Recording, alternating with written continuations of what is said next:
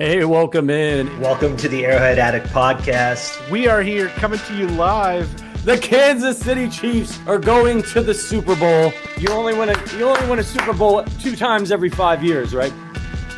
Oh! The warm-up act is over. Let's bring in Melissa Etheridge, massive Chiefs fan. Melissa. Super Bowl champion, 2-time Pro Bowler, and Trent Green. Trent Green, how you doing? Hey, what's going on, guys? And he picked it up! He picked it up! He's gonna score!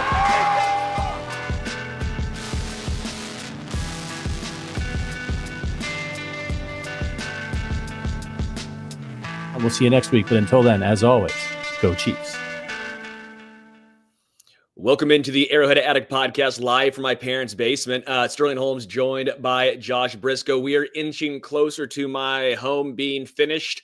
We're hoping by Christmas, so hopefully not too many more of these shows down here. But I do like the background. Richard, producer, had a good idea. We might even go through a couple of these albums behind me and see which you guys think is your favorite. That might be a fun game. We get to the very end of the show. What is the favorite album I tell you that I pull from those like 9 or something right there? Brisco, how you doing, baby? The theme of today's show, Sterling, backups and backdrops. That's what we're going to talk about for 35 minutes or whatever, 45 an hour. I don't care, man. I got time. I got an hour and a half at absolute maximum. But yeah, it's been these last 2 days, dude, have been a week and a half. Yeah, they sure have. And we'll talk. I do want to talk Mahomes, Carson Wentz, obviously. DJ Humphries did not practice again today. Shamari Connor obviously did not practice again today. Concussion protocol. Hollywood Brown, right? Sounds like he has the go-ahead, which we can talk a little bit more about because based on that injury, it sure sounds like if he's cleared by doctors, I have no idea what's keeping him from not seeing the field. I do want to start, though, at least a quick little tidbit on Clyde Edwards-Helaire. That was the one thing I don't think I talked about at all today. I had a 4-hour radio show, and I don't think we touched on Clyde a single time. Clyde has been released from the Kansas City Chiefs, but he took it in stride. If you go to his X and saw the tweet he posted out, very complimentary of Kansas City, thankful for all the fans who stood behind him. It's one of those situations where the first-round pedigree never culminated in immense success for Clyde, but if he was drafted in the 5th round, I think a lot of folks would have a different viewpoint of Clyde Edwards-Helaire. Whatever your view is on him on the field, what he was off the field and what he meant for the organization seemingly may have been 2 different things. Beloved by the organization, all the players and coaches inside of Kansas City. We'll see what happened with Clyde going forward. Last I saw, I think he may have been on a hunting trip, it looked like, with a couple of guys in Kansas City. Was Travis Kelce, I think, potentially there? I have no idea. This is totally news to me. I forget who was there. Rumors. So maybe I should. I'll do a little more fact checking before I start throwing that out there. But that was a rumor. I heard that. But still very close with a lot of Kansas City and all those players. Obviously, I know him and Travis were very close. Him and surprisingly Kadarius Toney sounded like they were very close as well. So the Clyde Edwards-Helaire era looks like it has come to an end in Kansas City. But glad that he is at least around a strong group and an organization that seemingly took care of their own. I can give you kind of 3. I think there are 3 different subsects of the Clyde conversation. I'm going to just kind of give you a little bit on each of them because I think a lot of it's been pretty well covered. To your point, first round draft pedigree and his actual on-field production and the burst of hit. I mean, look, obviously we don't want teams to draft running backs in the first round in almost any circumstances. And in fairness to Clyde, some of his burst seemed to be really dampened after a couple of pre-serious injuries, that hip injury and all of the weird flexing that happened then. So there's all sorts of, on the field, we've pretty well covered. Not a time for like a draft value victory lap. Not really interested in that. Secondarily, it's a weird time for the Chiefs to make that move. Maybe they'll make a corresponding move today. If they were worried about Chris Oladokun, go ahead and call him up when you move on from Clyde. Keontae Ingram is still on the practice squad. So if they truly believed that Clyde was their 5th best running back, they'd cut Ingram and bring Clyde back onto the practice squad. And maybe there's some things about like the NFL's like health insurance setup. And again, he's talked glowingly about people like Julie Freimeyer, which takes me into the third version of all of this, where I hope this doesn't sound 1 decibel sarcastic. It's truly not. The most important thing that Clyde Edwards-Helaire did in Kansas City happened in training camp this year. And he didn't do a whole lot on the field in training camp. It was his conversation and his very open discussion about his battle with PTSD, what people in the organization were able to do for him. You mentioning Travis Kelce and Kadarius Toney as 2 guys he named dropped in that conversation. I think what he did by bringing it out into the open that way, instead of it just being this sort of mystical illness that was always, that's how it's listed on injury reports, right? And the PTSD led to this cyclic vomiting syndrome that looks like a physical illness in the way that many others do. But what Clyde did this summer was give a enormous number of people some context for PTSD that they may not have had before, which I hope for a lot of people opens up the realization that post-traumatic stress can follow anything traumatic. We think about it appropriately, of course, about like returning veterans from war, right? Because that's a way that we've kind of been able to see it in media. And we've heard some of those stories more and more in recent years.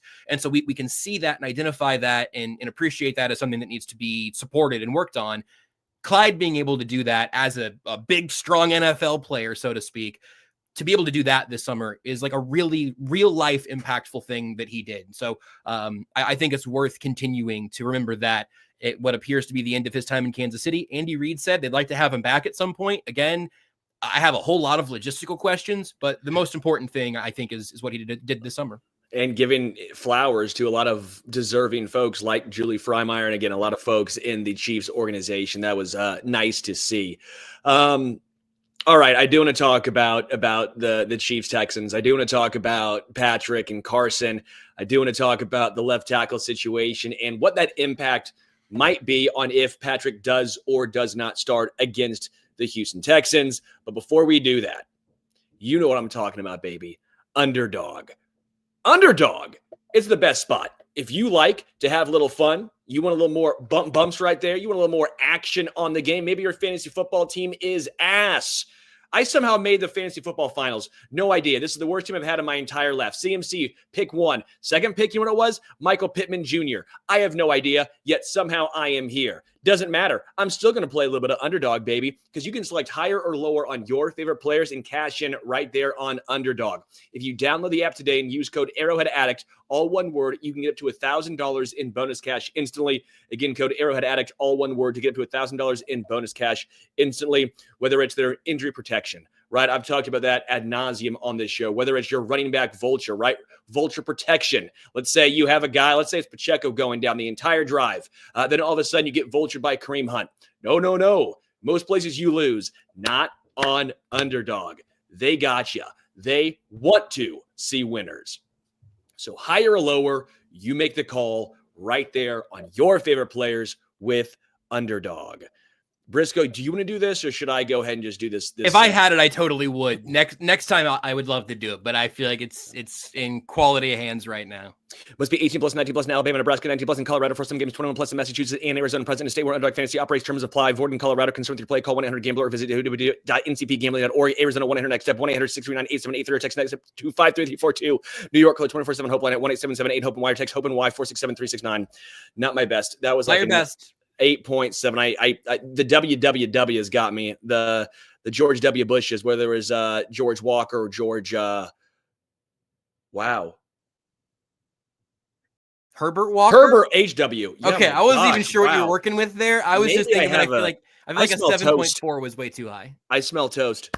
Yeah, I've had better. All right. Butter. I can't believe it's not butter. All right, let's do it. Let's talk about Patrick versus Carson. They both spoke today. Which is weird already. Well, we were trying to figure out, whoever goes to the podium will say they're most likely the starter. And then Andy Reid was like, you know what? Bleep it. Send both up. The only surprising part was they didn't send them both up at the same time, like a college football. All right, so this one's for you, Patrick. Carson, you can go second. Yeah, Patrick basically said he's going to try and go. He doesn't want to do anything that limits what the offense can do, right? So if he feels limited, then he will not start.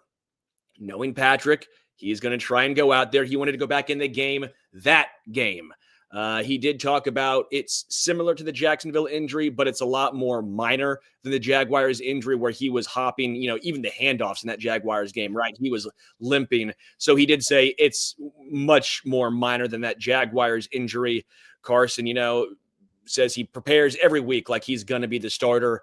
Andy Reid basically said taking it day by day. Today was an easy, almost walkthrough type of day. So Patrick will get some reps, but nothing super physically demanding. What was your main takeaway in regards to, I guess, both of those guys being on the podium and which way you think the Chiefs are leaning at this point? I'm opposite Vegas on this one, which certainly gives me pause. But even before the pressers today, I had it about 60-40 that Mahomes would start. Obviously, Vegas, I think, was going the other way because that line moved pretty far in the Texans' favor. After the pressers, you can call me 70-30, 75-25. I don't know that it's incredibly wise. I don't think it's incredibly necessary. But I think, as Andy Reid said, I think if he can go, I think he's going to try. And I think that the Chiefs will let him. There's you even mentioning doesn't want to limit or hamper the offense. I think it's also a question of not if he isn't 100%, he'll play less than 100%. I think the question you have to really ask is, are you giving the team a better chance than Carson Wentz fully healthy? And I think if Patrick Mahomes is medically cleared, he probably does give them that. Now, look, I'd actually be in a lot of ways pretty heartened by Carson Wentz getting that start. It'd be great if the Chiefs won that game and Wentz started. Obviously, you can't guarantee that, and that's kind of all the math we can talk about in terms of the decision they ultimately should or shouldn't make. But if you give Patrick Mahomes a game when he does not have to get hit 10 more times, a game when he doesn't have to worry about who's playing left tackle, I wouldn't have even been mad if they would have just called it today, which they were never going to do. But to say hey, you know what? This is Carson's week. He's getting all the first team reps. He's doing all the film study stuff, and we're going to let Mahomes take a real breather here. I think ultimately the goal remains that the 1 seed is absolutely vital, and you ought to do almost anything you can, almost anything it takes to secure that. Any extra rest you get is a bonus. And if the Chiefs are able to beat the Texans and then win on Christmas, you can start to look, obviously with the Bills did not do the Chiefs any favors last week, but it's a game and a half wiggle room. Now you win 2 of these games and you can begin to make your plans, not only for the bye week, but for the last week of the regular season. If the Chiefs said, hey, we're going to give Mahomes this week off, and then we expect to probably play him in week 17 and 18, I'd be okay with that too. I don't have a super, super strong take about what they should or shouldn't do. I do believe, though, that there's a very good chance that Mahomes starts on Saturday. I have a fairly strong take that I believe in regards to this. I think Carson Wentz should start this week. I don't think it should be a question. I don't understand this. This is why you brought Carson Wentz in. Mm-hmm. You brought in a legitimate backup quarterback in case Mahomes gets injured for a game or two. Don't get me wrong. If this were the playoffs, I am screaming, play Patrick Mahomes. This is not the playoffs. The Chiefs showed last year they can go on the road and win come playoff time. I know the 1 seed is vital. They need the 1 seed, especially with the amount of snaps that Chris Jones and Travis Kelce and all these guys are playing. Chris Jones played, I think it was 58 of 62 snaps. Something enormous, yeah. I mean, it's Max Crosby numbers. I mean, that's just absurd, especially when you brought back Charles Omenihu. I don't understand that. We can get into that situation, whether that's Chris Jones trying to hit numbers, if that's him. You look at maybe some of the incentives in his contract. He's seen everyone get sacks, and he goes, well, I want that sack. You know what I'm saying? Like if Chris Jones is trying to make sure he's on the field, I don't know. But they need a rest. They've not had a bye since week 6. They have 3 games in 11 days and all that stuff. That bye is paramount. But you got to have Patrick healthy. If you don't know what's going on at left tackle, if DJ Humphries is not good to go, Joe Thuney was fine against the Browns. Again, I think he was fine. He was better than Wanya Morris's final 2 games as a starter. He was better than I think DJ Humphries was in his tenure as that starter before he got injured. He was fine. He died a slow death against Myles Garrett, but that's more or less what he's going to do. And Patrick doesn't trust anyone right now, it seems like, at tackle. He put a lot of that pressure in this previous game on himself. He was hit 12 times. 0 sacks, but hit 12 times. And if you run back the tape, a lot of that, he was running into pressure. Yep. I don't trust Patrick to keep himself from getting re-aggravated or even re-injuring that ankle. So at least 1 week. I know it's probably a 4-week injury anyway. That's what high ankle sprains typically are, but at least give him 1 week off. Again, this is why you spent decent money on a backup quarterback and you brought in a guy like Carson Wentz. I also want to see Andy Reid. The play calling's been atrocious, I feel like, the past few weeks. Andy Reid does a really good job with backup quarterbacks. We've seen it with Henne, with Matt Moore. We saw it in Philly with Kevin Cobb. I mean, even the last 5 minutes of the game, what did he do? Some of the best play calls were with Carson Wentz in the game. I want to see Andy almost, and maybe it's Matt Nagy as well, kind of that tandem, get something going with Carson and this offense, whether it is that quick 3-step in out. If it were me, for a multitude of reasons, I strongly feel that Carson Wentz should start this next week. Yeah, and I guess the counterpoint to that, and again, I'm really can kind of be talked in both directions here, and I think it really is going to come down to like how Mahomes feels on Thursday and Friday. But if you're going to say, you can't really trust Mahomes not to get re-injured because of the way that he's playing stylistically right now, would it have made sense to just give him a week off against Cleveland? Because the tackle issue has been there and Myles Garrett was always looming. Obviously no one would have done that. So when you're talking about the ability to play and your quarterback and the best quarterback in football, I think if he is physically capable of playing and playing at near his true levels, I don't know how a football team, I don't know if a football team ever sits that guy in a game that they do really want to win. With that being said, I think that I tweeted earlier, I think it's like a 90-10 ratio of like, if Carson Wentz plays and Patrick Mahomes doesn't, I think there is like a 90% chance that you see most of the same issues you've seen from the Chiefs offense this year, minus the magic that he can occasionally pull off on third down, right? Carson Wentz now has to do some of that. I don't feel great about that. And then I think there's like a 10% chance it's the most smooth sailing quarterback, Alex Smith, plus a little bit of a bigger arm and some wheels. Like, I think you could see just this absolutely stress-free production against a pretty good Texans team. Not a great Texans team. They're deeply flawed on both sides of the ball in a couple of key ways. But that is enticing to me, much in a way that a preseason matchup is kind of enticing. The other thing, though, and I saw somebody mention this in a comment earlier, and again, the Chiefs will never do this. You mentioned Chris Jones earlier too. Travis Kelce is playing an unconscionable amount of snaps. Chris Jones is playing a ton of snaps. Mike Dana has been banged up all year, and he's having the worst year he's had over the last couple, at least. Do you want to give those guys some time off? Like, if there is a benefit to giving guys a sort of optional week, let's say that Mahomes' case is an optional week where he could go if it was a playoff game, but wouldn't play if it was a preseason game. Okay, what do you do here? If you're going to sit Mahomes, I'm not saying that they're instantly going to lose with Wentz. I think Wentz could absolutely beat the Houston Texans. I think that's on the table. But if you're going to sit Mahomes, you want to let Wentz and Noah Gray handle things at tight end? You want to get a heavy dose of Carson Steele and maybe give Kareem Hunt a week off that he has richly deserved? I don't think Trent McDuffie needs, to avoid the cardio, but figure out, like, is Kingsley playing left tackle? Are Joshua Williams and Najee Johnson your outside? Do you want to just treat this like a preseason game? The Chiefs will absolutely not do that. There's no chance they're going to do that. But if you wanted to do the thing where you said, hey, we don't want to play Mahomes on Saturday, and ultimately we were going to treat week 18 like that. If we can just take the loss this week, let's give everybody the week off. Carson Wentz can start. Kingsley and Ethan Driscoll can be his tackles, and we'll all say our prayers for Carson Wentz. I would not hate that, because I think you're doing it in a calculated way that the Chiefs will absolutely not even considering in that building this week. Yeah, no, I understand where you're coming from. And I think if the Chiefs win this week and the Bills lose this week, then I think the last 2 weeks of the season, you actually do that. I think on Christmas, you probably roll with Carson Wentz and you see Kingsley Suamataia or Wanye Moore. So probably both. Maybe he's playing guard, one of those guys, to see what you have next year going into the contracts, obviously, of Joe and Trey and all that stuff. So, there's some interesting things right here. But I think the Chiefs can win probably about 50-50 with Carson Wentz as the quarterback. We've seen Andy do a great job in the past with backup quarterbacks. If anyone can, it's Andy Reid with a backup quarterback, and Carson Wentz, maybe the best backup quarterback Andy Reid has had. Obviously outside of Patrick when Alex. Yeah, sure. Let's be real now.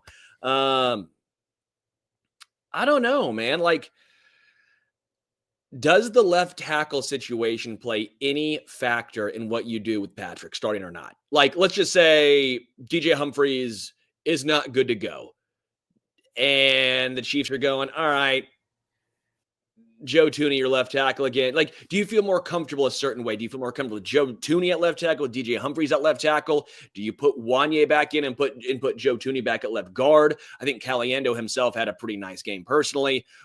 What do you take away? What would you do? Is there any factor on the tackle situation that would make you change your mind in regard to who starts? If it's Thuney or Humphries, it wouldn't impact it for me. If Humphries can't go and the Chiefs for some reason decide Thuney won't go at left tackle, then it might a little bit.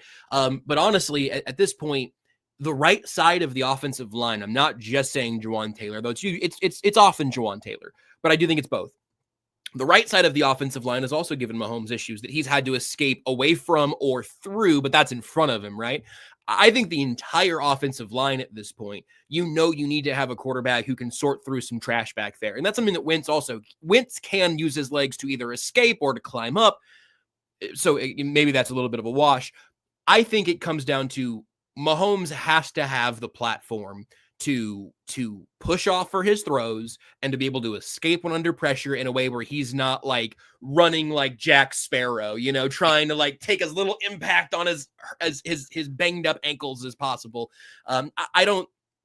It can't be Wanya Morris at left tackle. I'd be really surprised by that. I think they got their best effort of the season, perhaps, from Joe Thuney, at least in the first half. Myles Garrett was back to being Myles Garrett in the second half, but I would be more than happy to see Thuney at left tackle and Caliendo at guard. The only thing that would be kind of a bummer about that is that it seems like DJ Humphries is still their top choice amongst their in-house options, and he didn't practice today, so I don't know where his status is going to lead him. Well, and I think Humphries should be the leading option in-house. The issue is, again, as you're pointing out, he did not practice today. I want to see Humphries get a couple more games under his belt before the playoffs, because maybe you find out he's not the answer at all, and you do have to go with Joe. But you will not find out unless Humphries continues to go out there and play. And if he cannot, well, then you cannot find that out.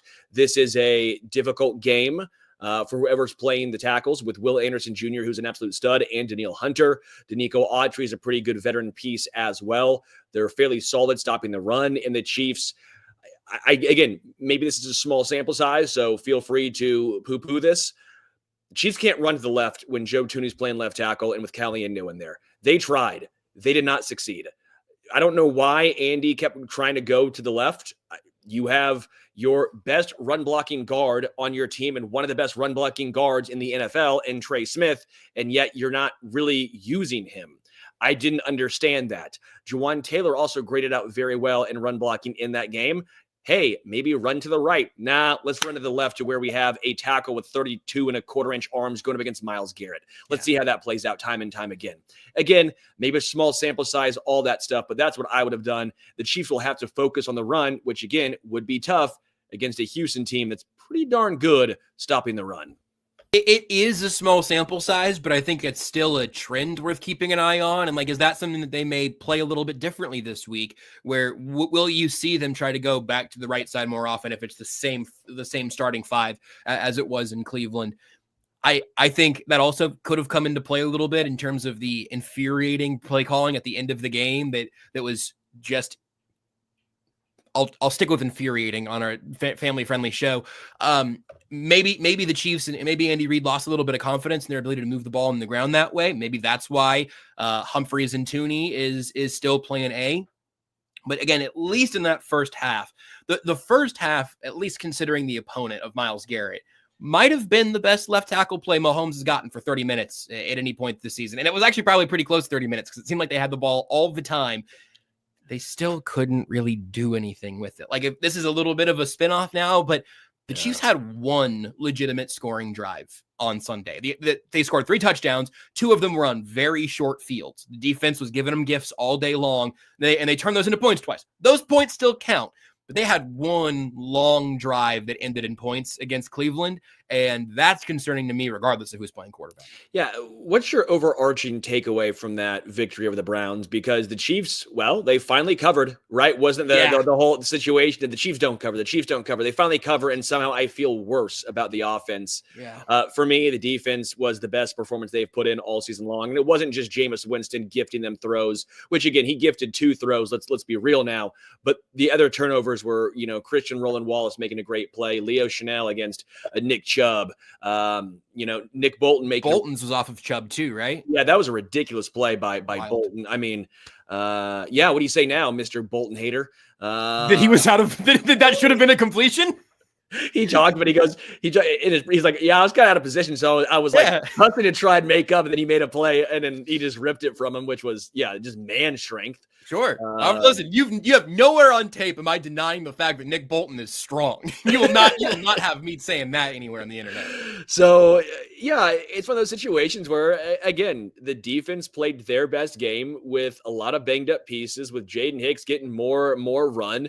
With more than Brian Cook. I think he was like 1 or 2 more snaps, but Jaden Hicks was the second most used safety. Well, there have been a trend of Brian Cook slowly starting to trend down in snaps, with Hicks slowly starting to trend up. Brian Cook, I think, actually had a really good game. But he's not been the same player since his ankle injury. It was nice to see Christian Roland Wallace play solid outside of one of the worst angles you will see in football. But again, I think overall Christian Roland Wallace had a nice game. You saw Nazi, you saw Trent McDuffie make some incredible plays out there. Trent McDuffie's played every single defensive snap this season for the Chiefs. It's like 824 or something ridiculous. He's the Alcides Escobar of the Chiefs. But where do you view this game? The offense was anemic and the defense was electric.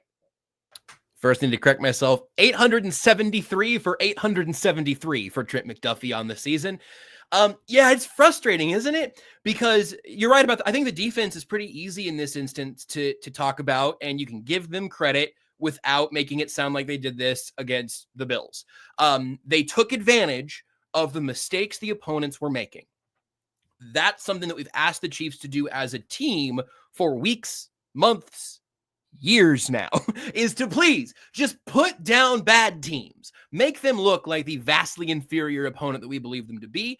They did that against Cleveland. They deserve credit for that. There were some gifts. They took them and opened them. Merry Christmas. There were some forced errors that they forced and took advantage of. Fantastic. When you give your offense 6 turnovers and like 5 within the scope of play, really, right? Like the last one was basically garbage time. Somewhere late in the game, I really did lose my feel of what was happening late in the fourth quarter because it was all Patrick Mahomes injury time. I was writing up a storm, and the game happened to be concluding at that point.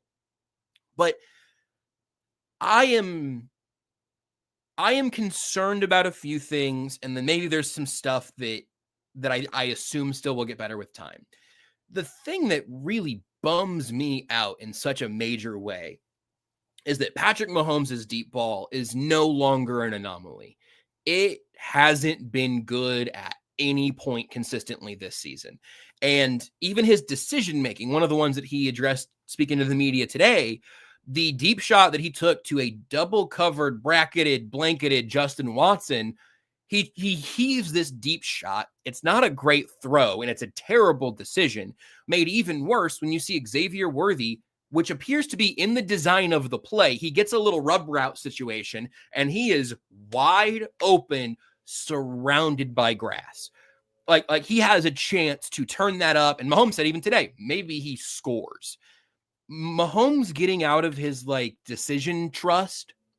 Maybe it's the offensive line trust. I do think he's got some element of the yips on the deep ball. I don't know if that's MVS's fault or if that's just sort of the consequences of him feeling like long incompletions are maybe they hurt more than the short ones do. And obviously there's a relationship between needing time and getting rid of the football, but there are also ways to buy time while taking a deep shot downfield.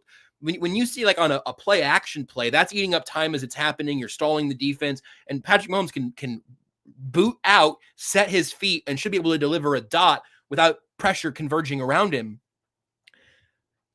I don't like how broken that seems. And that is even more concerning and even more egregious when the short, easy stuff, easy in air quotes, isn't working and the running game is not particularly relevant.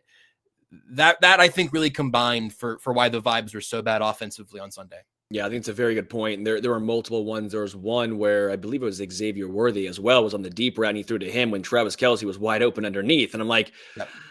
Maybe they're trying to connect because it could be in practice. They've been hitting on every single deep ball, but you can only get so much work, right? So maybe this is them trying to work on it in game when they actually have a lead.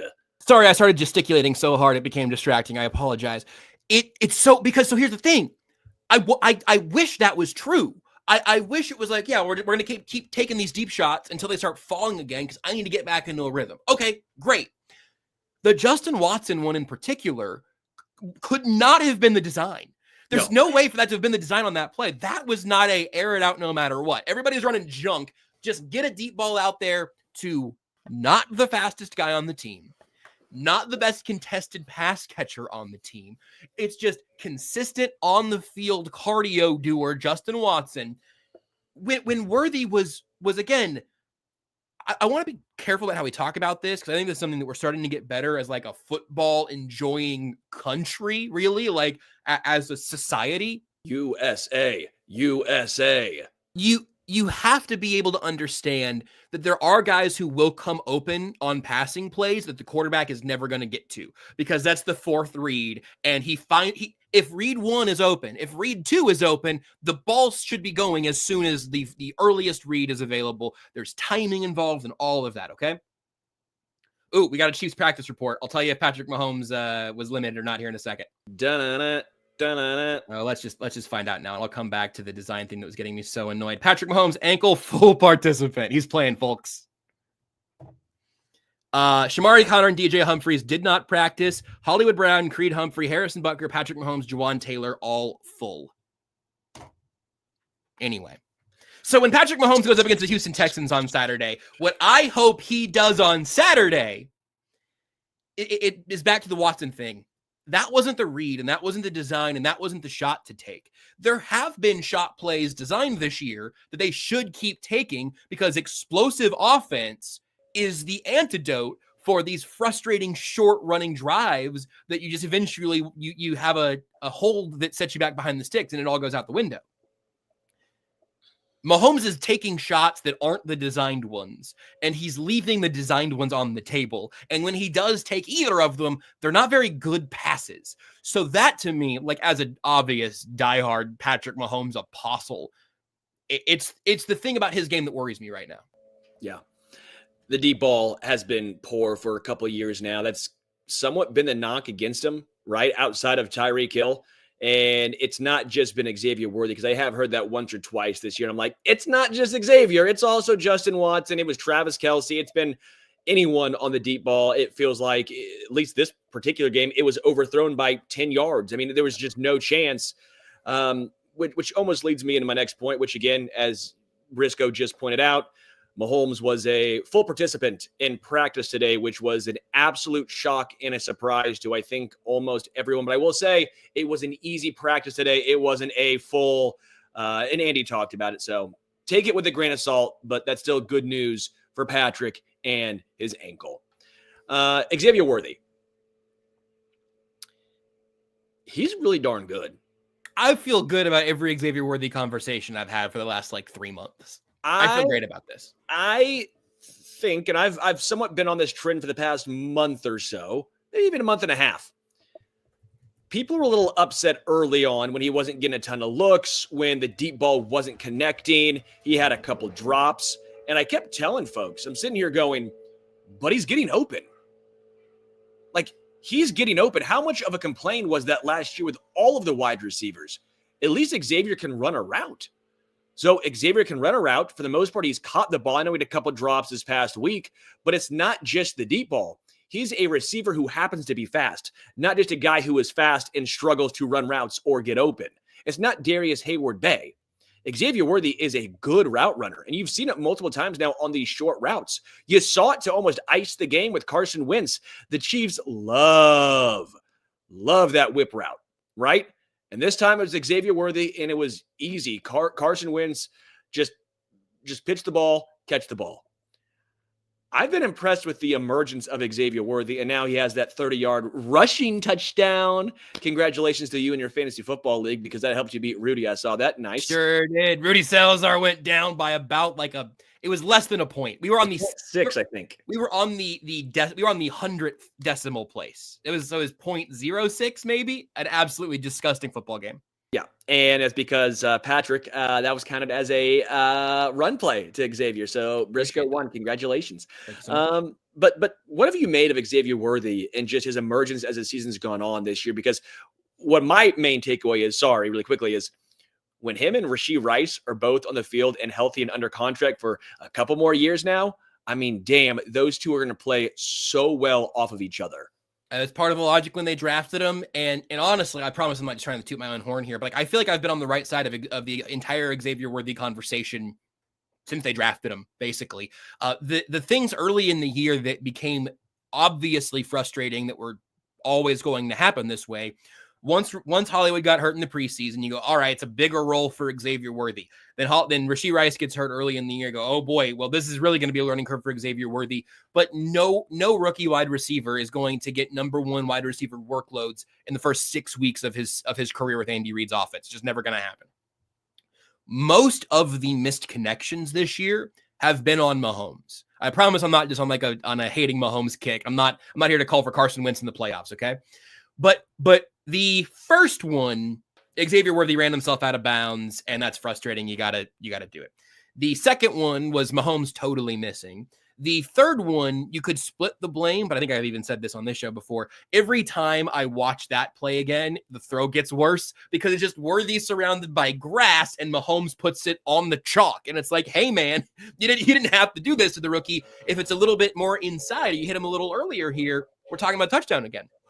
So I think Xavier Worthy has been, without even exaggerating, like one combined foot away from being kind of an outside rookie of the year candidate, or at least being discussed in a similar breath as Ladd McConkey, when you go, wow, they really nailed it. Not with the quarterbacks, right? But you go, wow, they really nailed this pick. This guy's going to be a menace for a long time. What a good fit in the offense. And instead, you get a couple of slight misfires from Mahomes, a couple of rookie mistakes from Worthy. Now, he's their highest snapping wide receiver on the season by a wide margin. He was wide receiver 1 these last couple of weeks, maybe even more than these last couple of weeks. And he is getting that entire workload. And you're seeing a lot of those traits get utilized in really big ways. I hope most fans remember the hit he took and kept the ball through contact a couple weeks back, because it was a much bigger throw, a much bigger catch than 170 pounds would dictate. But that's who Xavier Worthy was in college too. Like, he is a tough guy. He played his last year at Texas with a broken hand. This isn't surprising. This isn't weird. This is just the time it takes. And I'm really, really happy that he is getting a little bit more attention and getting a bigger workload and getting a little more to work with from Mahomes, because I think he's really earned it. It's been a good rookie season for him that I think unfortunately has been viewed as pretty underwhelming by a lot of people who maybe don't watch every week like all of us do. Yeah, again, when you look at the game-to-game impact that Xavier brings, I think a lot of us here in Chiefs Kingdom understand the value as a rookie again that Worthy is bringing to the table. You're right about that catch. I believe Xavier and myself are the exact same listed measurements of like 5'10", 170. And I'm like, we are both a very different 5'10", 170. Yeah. You look at his muscles, and there's not an ounce of fat on him. And you look at me, and you're like, there's not an ounce of muscle on him. It's slightly different. I'm built like Gumby almost, where it's like, what is going on here? I don't have a lot of NFL players that I think are putting up my exact stat line, so I'm not sure I can even threaten you in this game. But I will say that he uses his 170 pounds really, really differently than you do. Yeah, just a little different. But some of that's the beer, some of that's the Arrowhead Lager going to me. Yeah, I do some push-ups. I do a lot of push-ups here and there, but somehow, me and Xavier don't have the same body type. I know we're getting like ancient Greece levels of setting back the discourse, but it really is amazing what 5'10", 170 can look like. And there was Oh, it was Chris Jones and Matthew Wright standing next to each other side by side after the game when they were getting like the game balls or whatever on Black Friday, right? And so just be like, these two people play the same sport. And Matthew Wright looks like he is a couple of big meals and maybe a growth spurt away from getting to you, Sterling, not an enormous man. And Chris Jones looks like the freaking Jolly Green Giant. It's unbelievable. All right. Before we wrap up with a little bit of fun, I do want to have a little fun with the records behind me with all of the folks watching. If you can have a little enjoyable time with that. Come on. It's the holiday season. The Chiefs are 13-1. They are the number one seed, not just in the AFC, but in the NFL. Patrick was a full participant in practice today. It was a light practice, but still a full participant. Things are good in Chiefs Kingdom. This one, though, from DJ Baylor, I apologize, was interesting. Said, did the deep ball look this bad at training camp? And I like that question. I don't remember it looking like that. I didn't go to a ton this year because I was on air from 10 to 2, which made it a little difficult. So obviously Brisco knows what that looks like. So I went more last year, which is why I was so high on Richie James, which sorry. I actually saw a Richie James signed mini helmet the other day, and I'm almost like, I should have bought that. You should have. Was that an ADA? It was the ADA. That's where, back to Rudy again, I have a Marcus Peters signed cleat back here that Rudy got from ADA after Peters was no longer with the Chiefs anymore. That's the best, dude. I think you got to get that. I should have gone back and got that Richie James signed mini helmet. I thought that'd been perfect because I was fooled. Okay, I was fooled. So don't always take what happens in training camp. But and I was watching training camp from home this year, but I was in this chair trying to get through every clip and every detail. And obviously I talked to a lot of people who are out there every day. The deep ball was like the calling card of training camp. The deep ball was like it was the return of the deep ball. And then Hollywood Brown got hurt on the first offensive snap of the preseason. And Xavier Worthy was one of the deep ball guys, to be clear. Like, it wasn't just that it was Hollywood. It was the two of them kind of leading the way for that in camp. But it is a great question because, again, I think that the legitimate, and I think Seth wrote about this from training camp clips early in camp of, like the Chiefs are making the deep ball a priority again in training camp. Also, you got to remember, when you're thinking about how coverages are looking at this Chiefs offense, the way that they were defending the Chiefs would have been very, very different and was very, very different when you have Rashee Rice being an absolute destroyer of worlds in the short and intermediate. I think he would have been on a 1,200-yard receiving track if he was healthy. And when you have that guy, like, not even diet Deebo Samuel, it would have been much more productive than Deebo has been the last couple of years, I think. When you have Deebo-esque energy in the middle of your offense, now you can't devote yourself to stopping the deep ball, and that opens up more for Brown and for Worthy. Now, look, Patrick Mahomes also wasn't in danger of being hit in training camp, taking those deep shots. Pressured, and the offensive line could move, but not actually getting teed off on. So I think it's a combination of losing both of your number one and number two receivers, the implications that has, and the fact that Mahomes, of course, was clean in training camp. Yeah, I think that's the biggest issue there is the offensive line. You can't get a great feel, which is, again, why they went with Kingsley Suamataia to start the season, because they thought he looked that good in training camp. All right, let's play a game. If anyone came here just for Chiefs only stuff, we're going to do a quick little 3 minutes of talking about music and finding some random things in my parents' basement because why not? It's a holiday season. My house is getting remodeled and feels fun. And I'm with Brisco and he likes randomness. I like randomness and I like music. All right. So everyone, we're going to play a game. We're going to see what albums are behind me and you can name your favorite of said albums. I guess you're mobile. Oh, fantastic. I'm kind of mobile. I'm semi-mobile. Mobile Holmes, actually, is what they call me. Mobile That's Holmes. Pretty good. Yeah. We got. We'll go with the big albums right here. We got. You got to get us over for a closer view if you can. Can you walk us over there? Yeah, it's very difficult right now. I'm doing what I can. No, it looks great. Yeah. That was your backdrop last week. You're over there in front of all of those. I see the Ice Cube poster. Yeah, Sticks, a whole bunch over there. So we'll get in front of this one. We'll go with. These are almost like DVD, VCR, maybe situations. Yeah, box sets. We got Danzig. If anyone wants to go with Danzig, which I doubt anyone's going with. Not familiar. Danzig. Yeah. We got Nat King Cole. Okay. We got Pandora's Box by Aerosmith, which that's going to be up there for me. Okay, Yeah. big Pandora's Box Aerosmith guy. Yeah. Elvis Sun Records collection.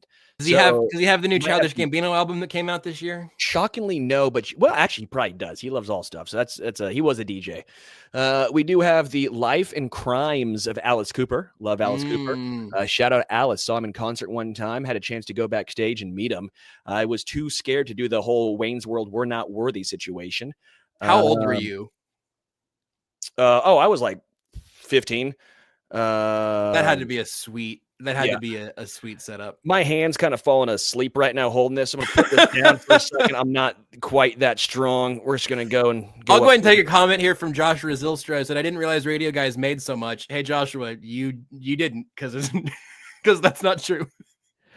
That's not mine. This is my parents' basement. He was a DJ, I guess. I don't know what the music DJs were making back in the day, but a lot more than we make now. I bet that, that's a good damn point. You know how most professions the money rises like from like 2000 or like 1990 or 1980 until 2024. Terrestrial radio, not necessarily. It's been on a steep downslope, and we're not even just talking about staying the same. We're talking downslope. All right. Again, this just a reset here for the show because I'm seeing again from Joshua. We are broadcasting live from Sterling's parents' basement. Yeah. We have the Patsy Cline collection, which I don't think many people. We got Kansas. Garth Brooks, shocking. No, Chris Gaines. Disappointing. AC/DC, Journey, Led Zeppelin, Rod Stewart, and then another Elvis. That's what we have in the box set. So pick your favorite box set. I get to have one. I'll take the Elvis one. You gonna smuggle it out for me and see if he notices? Yeah, he probably will notice knowing him. You think? Okay, what if you took a non-box set one? There's no way he knows every one that's down there. They just have to pick one he doesn't think about that often. So we have all this right here. No one cares. I think we've lost all the listeners right here. Those are some throw CDs some darts right for us. there. Can you throw some darts on camera? I can try my best. Sure, I'll do play-by-play. If you can get yourself and the dartboard in this shot, that would be great. I'll do play-by-play, but if not, I'd rather just see the dartboard and you can just be out of frame behind it. I got to take the headset off. That's fine. We have gone. Yeah, we have a lot of Boston. I see Joe Cunningham. Yeah, we have a whole bunch of Boston. Boston's first album was very underrated. Okay, so Sterling is getting into his mind palace right now, unsheathing what I believe are 3 American flagged themed darts. Just two shots. Just one lost the American flag, but the colors will not run. Okay. They won't run. They will fall off the back of your darts, but they will not run. We're going to get 2 shots from Big Stu here. I'm expecting a decent effort. I think there's one that looks pretty close to the middle, but not any particular bonuses as far as I can tell. The second? That's a bullseye. Oh, you threw this? We didn't see the second one come through. Let's see it. Let's get a close up here. That's a bullseye, boys. I was saying that I did believe you would have pretty good efforts. That's a second ring bullseye, right? That's a green. Listen, hey, that's a good live streaming stress moment there for you. You rose to the occasion. Yeah, and that was a deep throw. I had to go way back here. We had to go way back yonder. Any hair metal? Yeah, we got a lot of hair metal in here. We got Kiss themed. We got Alex Van Halen. We got some Cheap Trick down yonder. What band was he in? There's Aerosmith right there. Some Aerosmith. It's a lot of this signed. Yeah, it's all signed. What's your parents' address again? And what hours do they typically leave the house? Got some Steve Foreigner. If you want some Foreigner right there. My hand again is falling asleep. This is very heavy. Let me ask you this, Stu. What's the one thing either on that wall or in that basement that you're like the day my dad's like, I think I'm gonna downsize. What's the one? I don't want to get I don't want him to be putting it in his will or whatever. I don't want this to get dark. But like, what's the one down there that you have been lusting after for a long period of time? The Kiss pinball machine. Fantastic. Without a doubt. Yeah. You will never live in a home that would not be benefited by having a Kiss pinball machine. Or the Jellyfish right here. No one knows who Jellyfish is really, but I love the band Jellyfish. Only 2 albums, really good. Not aware, but I'm happy to learn about them. Yeah, just learning right here. So here's a little bit of the parents' basement. So that's huge, man. That's really, really good. I got a bunch of my dad's records out in the main kind of living area, but it's not quite that collection and not currently accessible. So if anyone ever wondered why I love a lot of music, this is why I'm a huge music guy. So Probably makes more sense. I do. It makes I think it should make a ton of sense. Do people know that both of your parents were in radio? Yeah, both my parents were in radio. Oh, you put it on the laptop on the pinball table and let them hear some chimes. That's from Richard. Yeah, there it is. Do you want to do that? Yes, I was just about to say I'm pretty sure that Richard needed us to not go an hour, but I saw that Richard was the one. Yeah, we're a little busy, but so we're good. No, we're fine. So this is gonna be loud. So I don't know how this is gonna come through for you guys. Can we I apologize. Well, no, we can watch you play it. That's perfect. Here, I'll yeah. No, you're good. Well, I did want to kind of see. If you flip it around and like bend the laptop down a little bit, can we get a little action shot there? This'll do.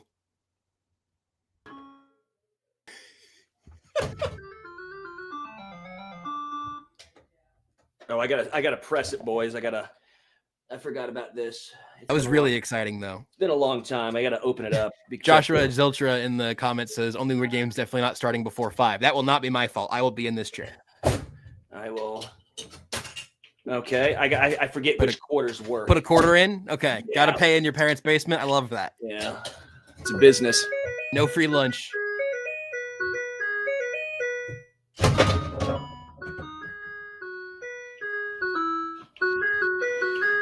Can you guys hear that at all? You know, yes, it's not going to be great for the podcast audience, but I love it. I can rock and roll a night and party every day. I can't actually see because my laptop's covering it, and we have a Kiss album cover on top. So we'll see how this goes. Those are the sounds, though. Those are the sounds of joy, childhood. Yeah, this is what it sounds like. Everyone's Kiss. probably gone by now, but the loyal 4 listeners will be super enamored by that. That's so great, man. I love it. I got to get it. I used to have my family had a little like Pirates of the Caribbean pinball machine, and I own my own house now. I can put a pinball machine in the basement if I want.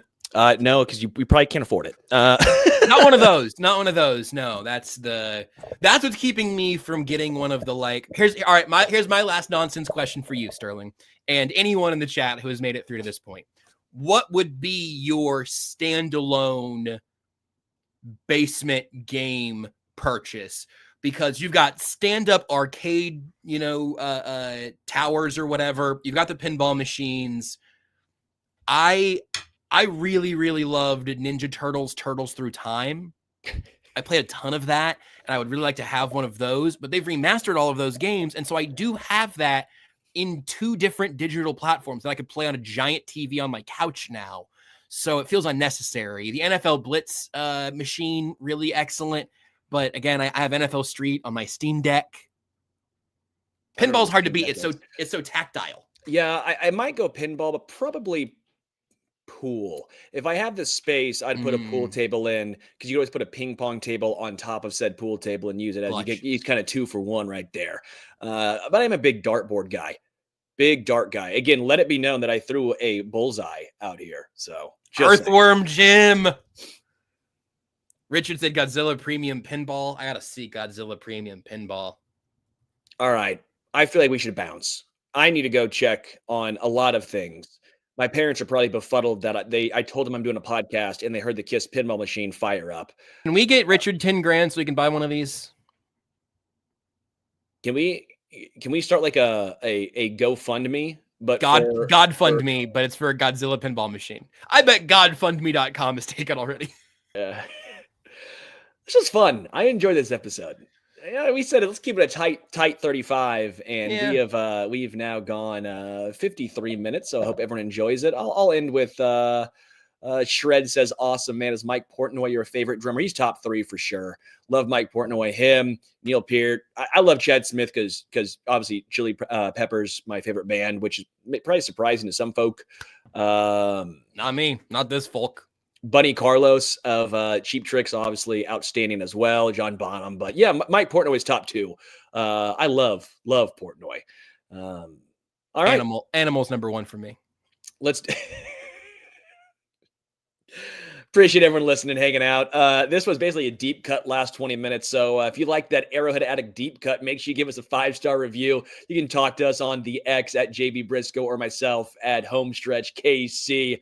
We have a little bit of a switch up going on this week. I believe it's Patrick Allen and Adam Best tomorrow, and I'm going to be with Matt Verderam on Thursday. A lot more Chiefs talk coming your way. A lot less nonsense because, let's be real, Verderam would not allow this entire last 15 minutes to happen. You know what? Who am I kidding? He'd probably encourage it. He definitely would have rather talked about that pinball machine than Carson Wentz. So you can check out Only Weird Games with Brisco coming up in just over a half hour. A lot more Chiefs coverage coming your way. Until next time, we are out.